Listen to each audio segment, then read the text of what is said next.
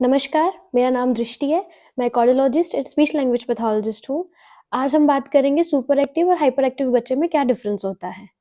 एक तो वो बच्चे होते हैं जो सुपर एक्टिव होते हैं, मतलब खेलते-कूदते ज़्यादा हैं, एक जगह टिक के नहीं बैठते हैं, और एक बच्चे वो होते हैं जो एडीएचडी डायग्नोस्ड होते हैं। तो इन दोनों बच्चों में डिफरेंस होता है। आज हम उन्हीं डिफरेंस के बारे में बात करेंगे। मैं 3 डिफरेंस आपको बताऊँगी जिससे आप ये देख सकते हैं कि हमारा बच्चा एडीएचडी है या नहीं है। तो जो एडीएचडी बच्चे होते हैं, उनमें सबसे पहली प्रॉब्लम आती है ट्रांज़िशन प्रॉब्लम, कि वो एक एक्टिविटी से दूसरी एक्टिविटी में जाने में प्रॉब्लम होती है उनको। लाइक अगर बच्चा पेंटिंग कर रहा है या टीवी देख रहा है, एक ही एक्टिविटी में एंगेज है, तो उसको दूसरी एक्टिविटी में जाने में अगर उसकी मदर ने आवाज़ लगाई कि बेटा अब आप पेंटिंग नहीं करोगे, अभी हम होमवर्क करेंगे, तो उसको उस एक्टिविटी से दूसरी एक्टिविटी में आने में कम से कम थोड़ा टाइम लगेगा। मतलब हम सुपर एक्टिव बच्चे को ये नहीं बोल सकते कि उसको ये होगा कि वो एक्टिविटी में आ नहीं पाएगा दूसरी में। वो दूसरी एक्टिविटी में आएगा, लेकिन वो समझ जाएगा उस बात को कि अभी मुझे ये मेरा टास्क पूरा हो गया है, अब मुझे होमवर्क करना है अपना, वो भी मेरे लिए इम्पोर्टेंट है। नहीं तो सुबह टीचर डाँट लगाएगी या उसके लिए बहुत सी चीज़ें उसको पता होती हैं। लेकिन एडीएचडी बच्चा ये चीज़ें नहीं सोचता है। एडीएचडी बच्चे को उस एक्टिविटी से दूसरी एक्टिविटी में आने में प्रॉब्लम होती है। वो टीवी देख रहा है तो उसमें प्रॉब्लम होगी, टीवी देख रहा है तो वो टीवी देखता ही रहता है। पेंटिंग कर रहा है तो उसको पेंटिंग में मज़ा आ रहा है, वो पेंटिंग ही करता रहता है।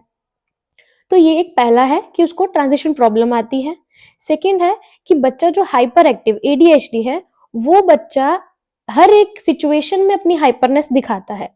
हम ये नहीं बोल सकते हैं कि वो घर में नहीं दिखाएगा लेकिन बाहर दिखाएगा या मॉल में दिखाएगा। लेकिन जो सुपर एक्टिव बच्चे होते हैं, सुपर एक्टिव बच्चे कुछ स्पेसिफिक सिचुएशंस में अपनी हाइपरनेस दिखाते हैं जहाँ वो बहुत एंजॉय करते हैं, या वो बहुत एक्साइटेड होते हैं कि हाँ, जैसे मॉल में दिखा दी, तो वो सुपर एक्टिव बच्चे की ये पहचान है। लेकिन एडीएचडी के बच्चे घर पे भी वैसे ही उनकी कंप्लेन होगी कि हाँ, घर पे भी वो उधम मचाते रहेंगे, इधर-उधर भागते रहेंगे, टिक के बैठेंगे नहीं।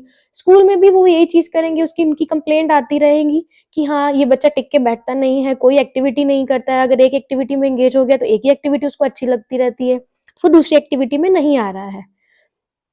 तीसरी चीज़, बच्चा कॉन्सन्ट्रेट नहीं कर पाता है, कॉन्सन्ट्रेशन से अंडरस्टैंड नहीं कर पाता है बात को। अगर स्कूल में बच्चे को मैम टीचर ने वो कुछ बोला और बोला कि हाँ, आप ये होमवर्क करो, उसके बाद आपको घर जाना है, तो उस बात को वो समझ नहीं पाता है। लेकिन जो सुपर एक्टिव बच्चा होता है, वो इस चीज़ को अंडरस्टैंड करता है कि हाँ, मुझे पहले होमवर्क करना है, उसके बाद मुझे मेरा लंच ब्रेक होगा, उसके बाद मुझे पढ़ाई करनी है फिर मेरी छुट्टी होगी और मैं घर जाऊँगा।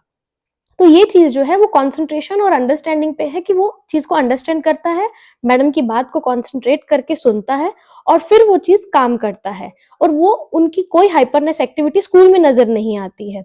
सुपर एक्टिव बच्चे में ये चीज़ होती है, लेकिन जो एडीएचडी का बच्चा है, उसमें ये चीज़ नहीं होती। एडीएचडी का बच्चा वहाँ भी उधम मचाता है, यहाँ भी उधम मचाता है और टीचर की बात को कंसंट्रेशन से नहीं सुनता है। वो अपने मन की ज़्यादा करते हैं। लास्ट एक्टिविटी, कि हम बोलते हैं कि बच्चे की प्लानिंग, जो हम प्लानिंग बताते हैं कि हाँ बेटा अभी हम ये काम करेंगे, दूसरी बार में हम ये करेंगे, फिर हम लंच करेंगे, उसके बाद हम नानी के घर जाएँगे।